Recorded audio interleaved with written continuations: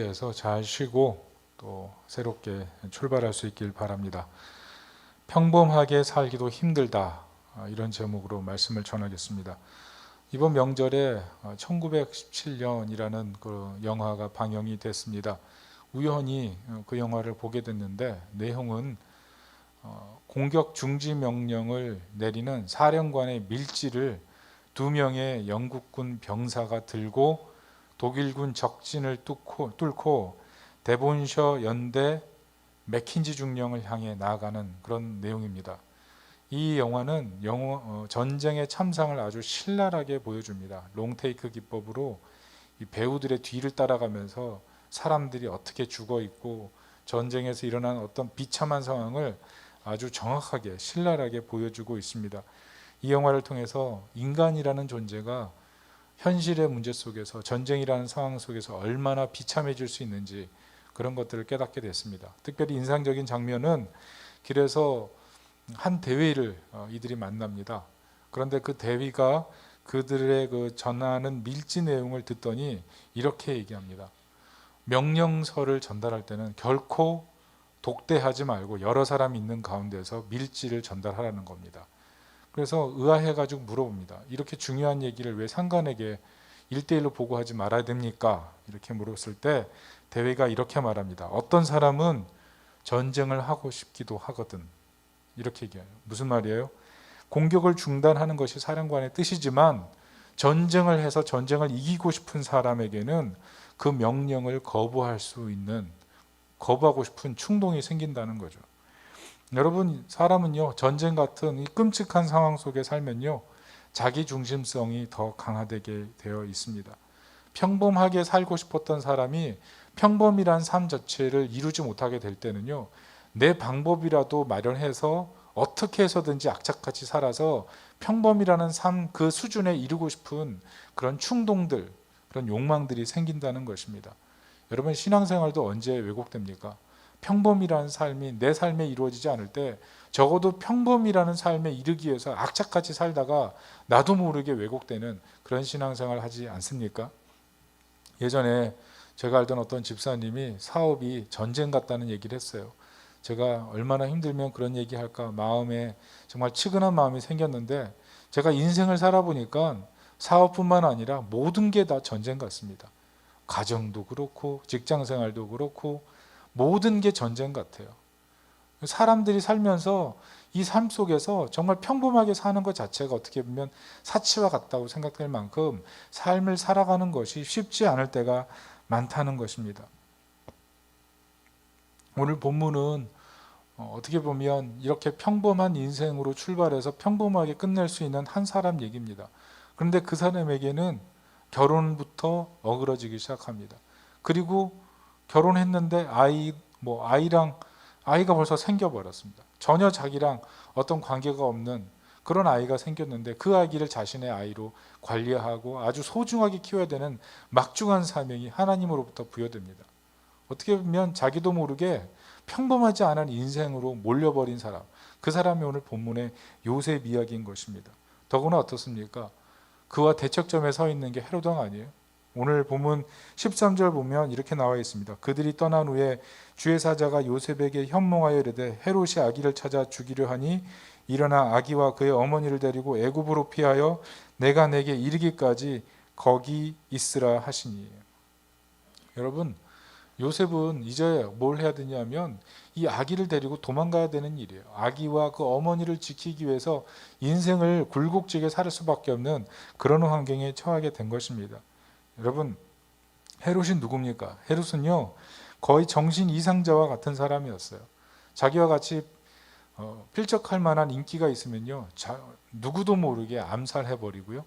그리고 특별히 자신이 총애하던 왕비는 목매달아 죽이고, 자기의 두 아들은 또 참살하고, 죽기 전에 또 아들을 처형하고, 자기가 죽으면 사람들이 너무 좋아할까봐 이스라엘 귀족들을 잡아서 죽이려고 하는 그런 계획까지 짰던 그런 정신 이상자 같은 사람입니다. 그런데 그 사람이 오늘 요셉과 그 아기를 잡으려고 하고 있는 겁니다. 그래서 이 사람들이 어디로 갑니까? 애굽으로 도망가고 나사렛으로 도망가고 어떻게 보면 정처 없는 인생 아니겠습니까? 하나님 앞에 이렇게 얘기할 수 있죠. 하나님, 우리는 왜 평범한 삶을 살면 안 됩니까? 왜 이렇게 어렵게 하십니까? 하나님이 정말 그 아이가 하나님의 아이라고 하면 하나님이 불칼로 지키면 되지 않습니까? 헤로당을 하나님 제거해 주실 수 있지 않습니까? 도망 다니더라도 좀 평안한 곳으로 가면 되지 않습니까?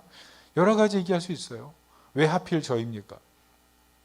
우리도 인생을 살다 보면 그런 여러 가지 고민들 하게 되지 않습니까? 왜 이런 상황을 왜 하필 제가 겪어야 됩니까?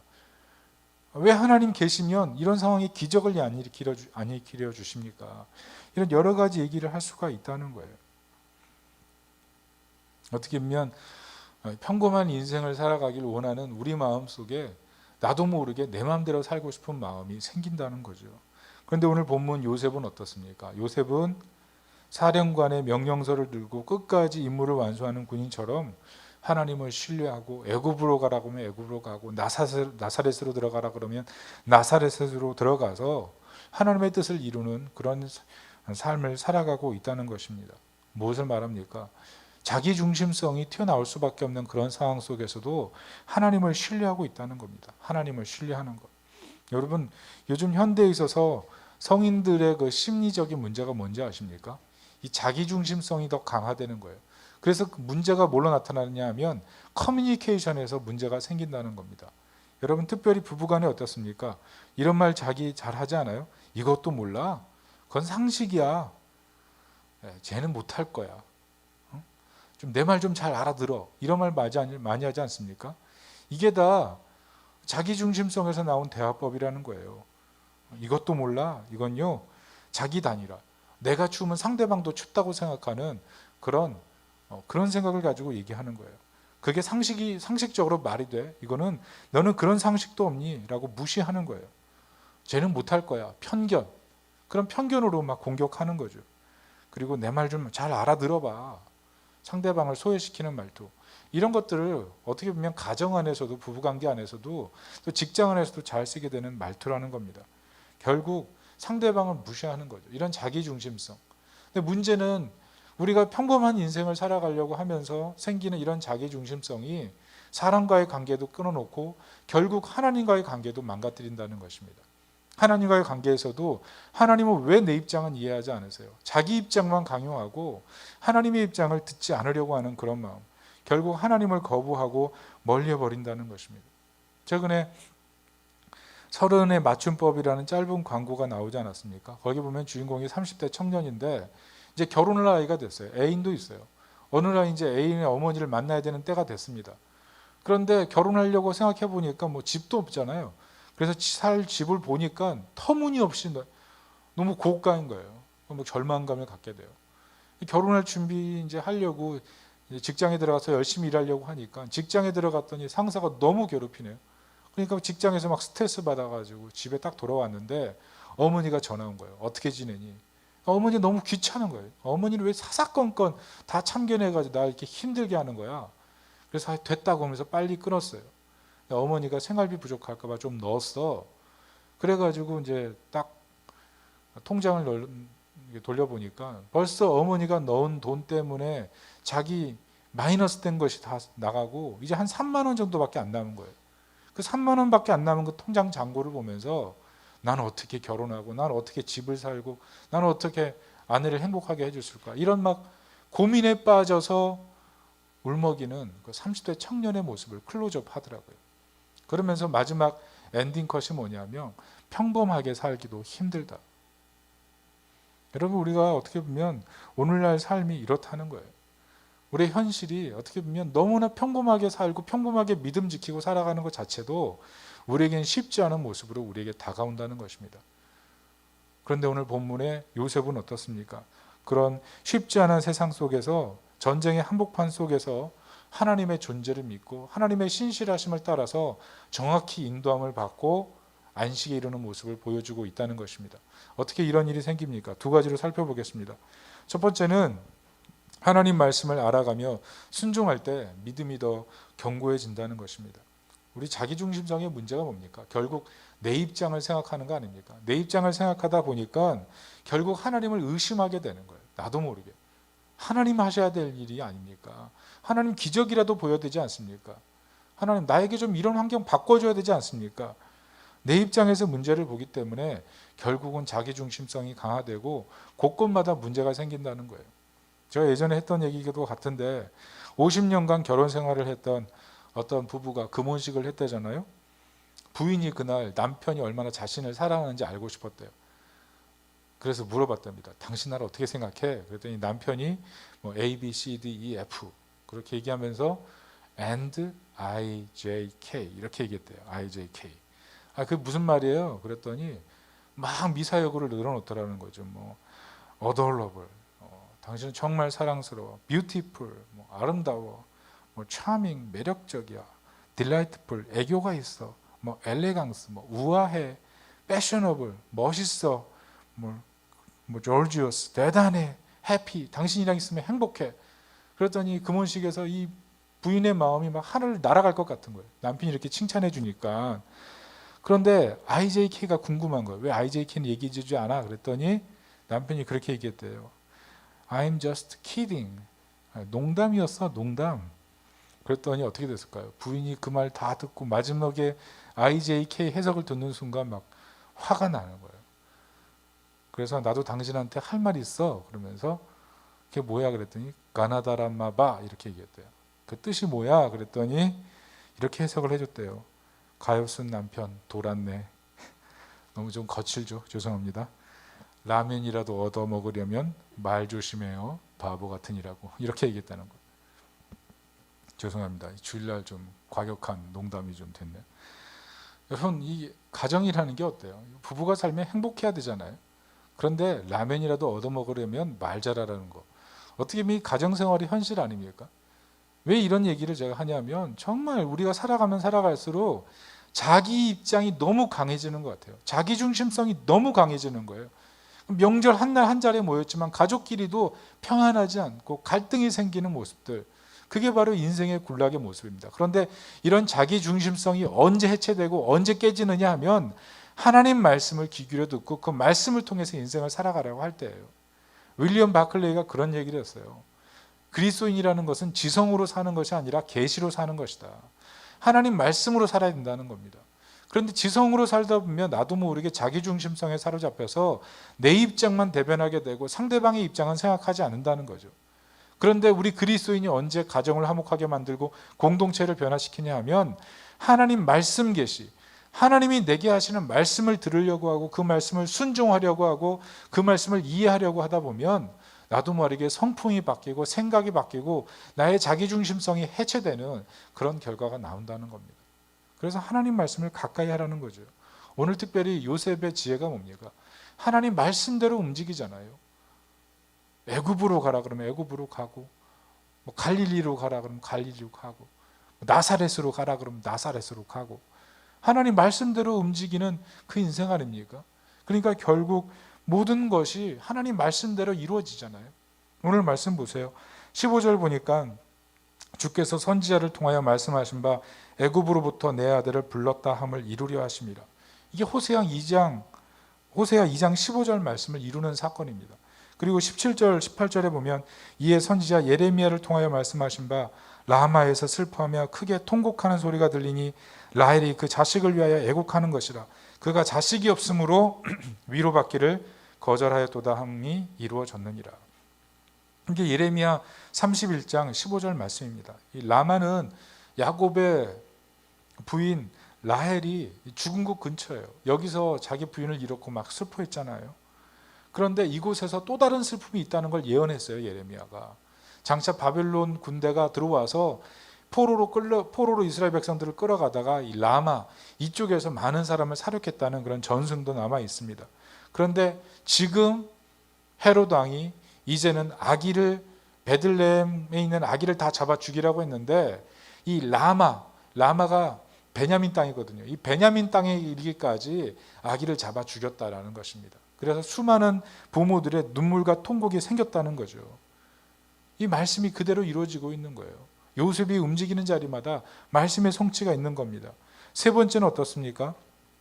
23절 보시면 나사렛이란 동네에 가서 사니 이는 선지자로 하신 말씀에 나사렛 사람이라 칭하리라 하심을 이루려 하심이러라. 쫓겨서 다녔지만 말씀대로 가다 보니까 예언이 다 성취가 되는 거예요. 이 본문은 이사야 11장 1절 말씀이에요. 이새의 줄기에서 한 싹이 나며 그 뿌리에서 한 가지가 나서 결실할 것이요. 나무는 어디서 나옵니까? 나무 가지는요, 몸통에서 나오는 거예요. 굵은 가지에서 가지가 나오는 거예요. 그런데 이사야 말씀은 뿌리에서 가지가 나온대요. 그러니까 이 원힘, 원근원에서 가지가 나온다는 거죠. 다시 말해서 세 가지가 나오는 거예요. 그 세 가지가 누구냐면 바로 예수님이라는 거죠. 예수님. 근데 이 가지가 히브리어로 나짜르입니다. 나짜르, 나사렛. 이게 바로 나사렛이에요. 그래서 이스라엘 백성들은 이 가지 나사렛이라고 할 때 메시아를 생각하는데 예수님께서 말씀대로 나사렛이라는 동네에 들어가셨다는 거죠. 요셉이 이동하는 자리마다 이렇게 하나님 말씀이 성취되는 그런 역사를 보여준다는 것입니다. 우리 인생도 어떻습니까? 하나님 뜻 잘 몰라요. 그런데 인내하면서 하나님 말씀 듣고 말씀대로 살다 보면 그 말씀이 하나님의 섭리와 역사 속에 우리 인생을 있게 만드는 열매를 만들어 낸다는 거예요. 그래서 윌리엄 바클레이 말을 잘 기억해야 됩니다. 그리스도인은요, 지성으로 사는 존재가 아니라 하나님 말씀 계시로 인도를 받고 살아가는 존재들인 거예요. 여러분, 우리 나이 들어가면 갈수록 내가 생각하는 대로밖에 살 수 없습니다. 그런데 지혜가 무엇입니까? 하나님의 지혜의 말씀을 붙들고 그 말씀을 통해서 내 지성으로 사는 것이 아니라 하나님 말씀으로 살아가는 것, 거기에 진정한 지혜가 있다는 것입니다. 민수기 9장 23절을 보면 이런 말씀이 있습니다. 곧 그들이 여호와의 명령을 따라 진을 치며 여호와의 명령을 따라 행진하고 또 모세를 통하여 이르신 여호와의 명령을 따라 여호와의 직임을 지켰더라. 여러분, 이 말씀이 선포된 것이 어디냐면 광야거든요. 여러분, 광야면 사람이 어떻게 삽니까? 그런데 이 말씀이 뭐냐면 여호와의 명령을 따라 살았더니 행진하게 되고 거주하게 되고 직임을 지켜 먹고 살게 되고 모든 안전과 행복이 유지되었다라는 거죠. 여러분, 하나님 말씀을 따라 살 때 진정한 안전과 행복이 있다는 것을 오늘 말씀이 강조하고 있다는 것입니다. 여러분, 우리가 인생을 살면서 사실 정말 매일매일이 쉽지 않습니다. 매일매일 넘어지고 시험도 많고, 그런데 그때마다 힘들고 어려울수록 하나님 말씀 보면서 말씀으로 믿음 지키고 말씀으로 순종해 나가면서 어려움과 위기들을 잘 견뎌나가는 하나님 백성이 되시기를 예수님의 이름으로 축원합니다.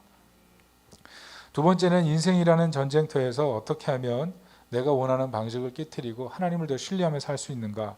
그것은 겸손으로 안식에 이르러야 한다는 것입니다. 지난주 명절에 정원채 집사님의 모친 장례식이 있지 않았습니까? 참 명절 전이라서 사람도 많이 안 오고 또 코로나라서 힘들겠다는 생각이 있었는데 그래도 많은 성도들이 오셔서 위로하고 격려를 받았다는 그런 얘기를 들었습니다. 참 그 얘기를 듣고 참 마음이 기뻤어요. 또 하나는 우리 최명윤 집사님 모친께서도 무릎 수술을 하셨는데 여러 사람이 기도하셨죠. 덕분에 이렇게 잘 수술이 됐다고 하는 얘기를 전해드리니까 마음에 기쁨이 있었습니다. 문제는 제가 그 이야기를 들으면서 참 인생이라는 것이 쉽지 않다는 생각을 하게 됐다는 거죠. 한 분의 죽음, 그리고 한 분의 그 수술 얘기를 들으면서 인생이라는 것은 이 시기마다 이렇게 고비가 있을까 이런 생각을 했어요. 그런데 그런 생각을 하면서 느꼈던 게 뭐냐면 결국 우리 인생이 내 힘으로 살 수 없는 정말 겸손해질 수밖에 없는 인생이구나, 이것을 다시 한번 깨닫게 됐습니다. 그렇지 않습니까? 정말 죽음 앞에서 겸손해지지 않습니까? 질병 앞에서 겸손해지지 않습니까? 고난이 우리 삶 속에 들어올 때는 그게 너무나 부담스럽고 힘든 일인데 도리어 잘 생각해 보면 고난이 유익이 되는 거예요. 고난을 통해서 겸손해지는 거예요. 고난을 통해서 겸손을 배우는 거예요. 내 힘과 내 능력이 죽음이라든지 질병 앞에서는 아무런 힘과 능력이 안 된다는 것을 깨닫는 것. 그래서 고난이 도리어 유익이다, 이런 생각을 하게 됐습니다. 피터 드루커가 이런 말을 했어요. 지적 거만은 무능을 조장하는 무지를 일으키기 십상이다. 무능을 조장하는 무지를 일으킨다.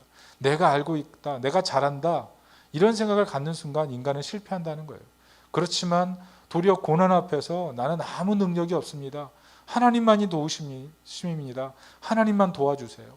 하나님만 의지합니다. 이런 마음이 생기는 것이 도리어 은혜고 하나님의 능력이 된다는 것입니다. 제가 최근에 제 개인적인 얘기를 하나 부끄럽지만 나눠드리겠습니다. 제가 최근에 그 차키를 잃어버렸습니다. 보통 차키가 2개잖아요. 근데 1개를 잃어버렸어요. 예전에도 잃어버린 적이 있기 때문에 정말 조심했는데도 잃어버렸어요. 그래서 고민했어요. 사실 가족들 모두에게 혹시 차키를 보면 여기에 둬라. 장소도 지정해 뒀거든요. 근데 차키가 없어진 거예요. 고민하다가 결론을 내리길 이건 내가 잃어버린 게 아니다. 이건 분명히 아내가 잃어버렸다. 이런 의심 추정이 점점 확신으로 굳혀지고 드디어 저는 이제 아내에게 얘기하기 시작했습니다. 나는 분명히 이 차키는 제자리에 둔다. 근데 당신은 제자리에 두지 않는 것 같다. 그런 의심 추정 발언을 강하게 하기 시작했습니다. 아이들이 어머니를 막 보호하기 시작했어요. 엄마는 그렇지 않다. 엄마 분명히 제자리에 둔다. 그래서 제가 또 아이들에게 얘기했습니다. 너희들은 마스크도 제자리에 두지 않으면서 그걸 어떻게 아느냐. 요즘 여러분 마스크 집안에 너무 많이 돌아다니지 않으세요? 그래가지고 막 계속 제가 제자리에 둬야 된다. 뭐 훈계를 하고 있는데 아내가 그날따라 조용하더라고요. 그러더니 안방에 들어가면서 뭘 뒤적뒤적 하더니 찾았다 그러는 거예요. 그래서 가서 딱 보니까 제 외투에서 차키가 나온 거예요. 그래서 제가 순간 이게 갑자기 좀 많이 당황이 됐는데 아이들이 갑자기 저한테 우르르 달려오더니 그러더라고요.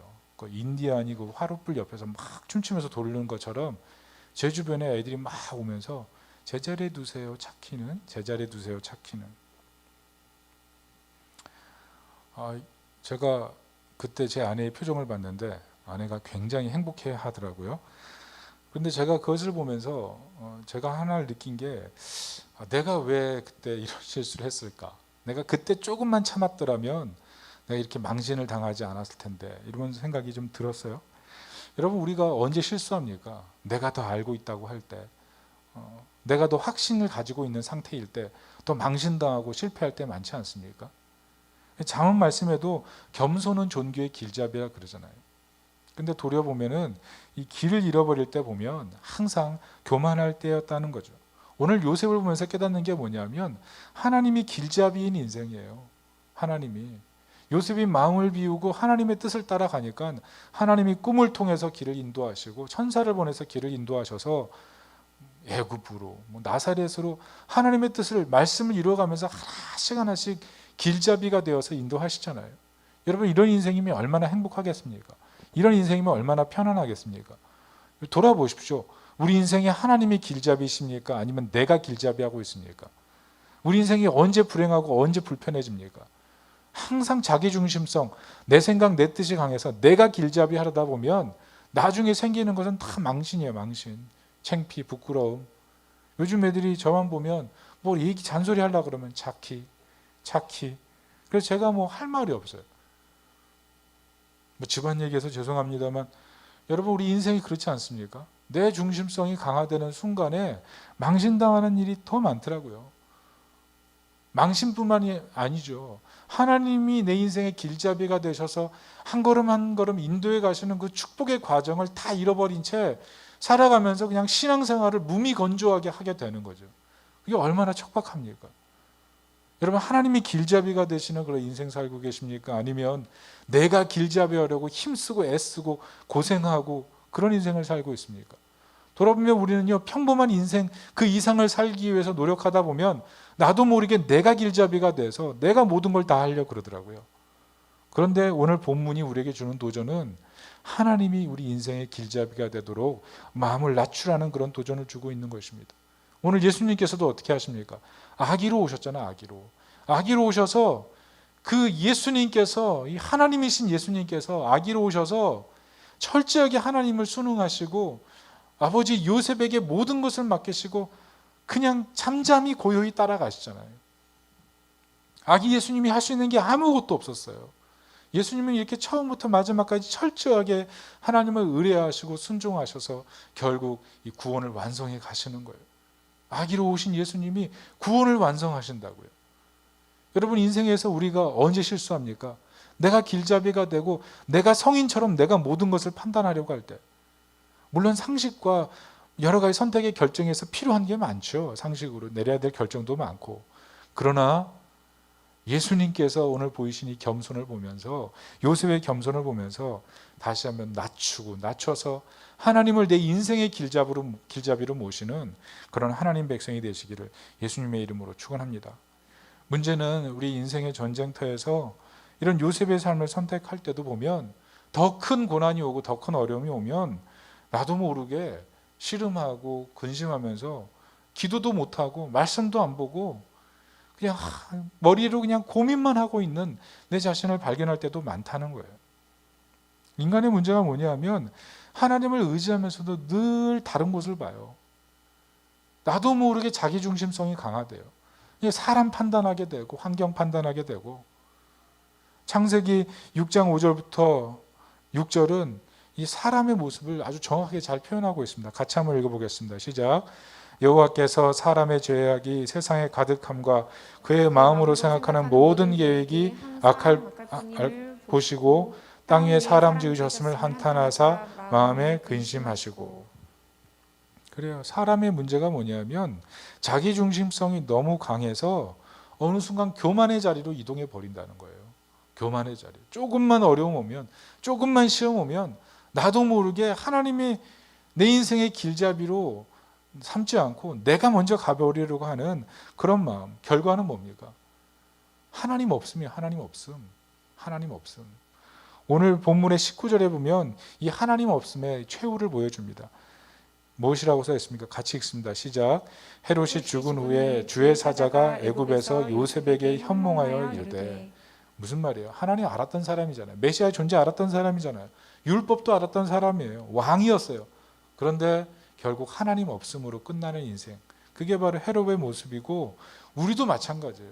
우리도 예수님 믿고 복음을 알았지만 진정한 행복을 누리지 못한 채 하나님 없음으로 살 수도 있다는 거죠. 그래서 우리에게는요, 늘 고난이 오고 시험이 오고 어려움이 올 때마다 복음이 필요한 거예요. 복음이. 매 순간 복음으로 다시 돌아가야 돼요. 예수님께서는 어떻게 하셨는가를 생각하면서 고난의 삶에서 예수님의 이름을 붙들고 예수님 하신 일을 붙들 때 회복이 된다는 것입니다. 특별히 예수님께서 하신 일이 무엇입니까? 예수님께서는요, 평범 이하의 삶으로 찾아오셨다는 거예요. 평범 이하의 삶으로 찾아오셨어요. 왜냐하면 평범조차 힘든 사람들의 삶을 해결하기 위해서 평범 이하의 삶으로 오신 거예요. 고난 속에서 많은 사람들 삐뚤어져 나가는데 예수님도 삐뚤어질 수밖에 없는 상황에 오셔서 평범 이하의 삶을 겪으셨다는 겁니다. 그것이 이사야 53장 2절이에요. 다 같이 한번 읽어보겠습니다. 시작.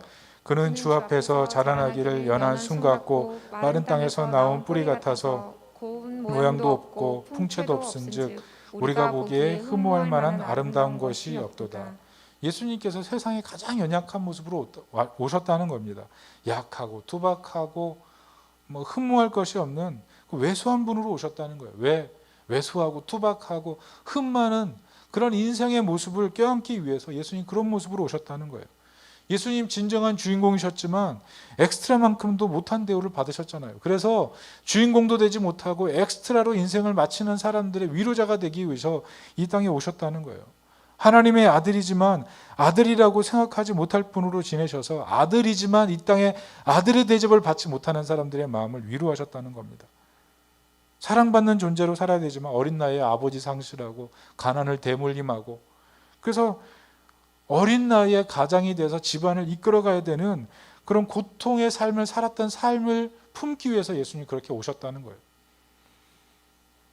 사랑받는 아기야 되지만 어릴 때부터 죽음의 위협을 경험하셔서 고통, 죽음의 고통이 무엇인지를 경험하고 있는 사람들을 품으실 수 있는 분으로 이 땅에 오셨다는 겁니다. 무슨 말씀이에요? 예수님께서는요, 평범한 삶조차 살지 못해 상실감에 시달리는 그런 사람들을 위해 이 땅에 낮아진 분으로 오셨다는 거예요. 그래서 우리가 이 땅에 살면서 내 삶의 문제가 계속 보일 때마다 누구를 바라봐야 돼요? 예수님 바라봐야 돼요. 예수님. 그 문제를 바라보면서 자기중심성이 강화돼서 내 방법으로 인생을 하려고 하는 게 아니라 그런 우리의 문제를 해결하기 위해서 이 땅에 평범 이하의 삶으로 오신 예수님을 바라봐야 된다는 것입니다. 그분이 우리의 상황을 잘 아시고 우리의 문제를 해결하기 위해서 우리와 같은 모습으로 이 땅에 오셔서 고난을 당하셨다는 거예요. 왜요?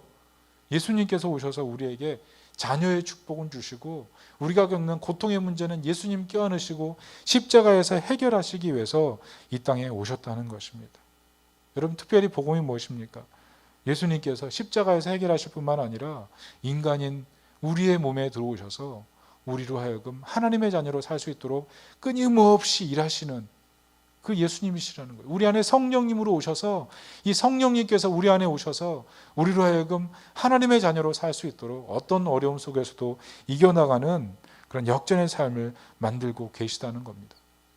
그래서 성도의 노래라는 그런 찬양처럼 환난, 가난, 고난 속에서도 낙심하지 않고 부유한 자가 아닌데 부유한 자로 살고 아무것도 없는데 모든 것을 가진 사람으로 살게 만드는 그런 하나님 백성으로 바꾸신다는 거예요.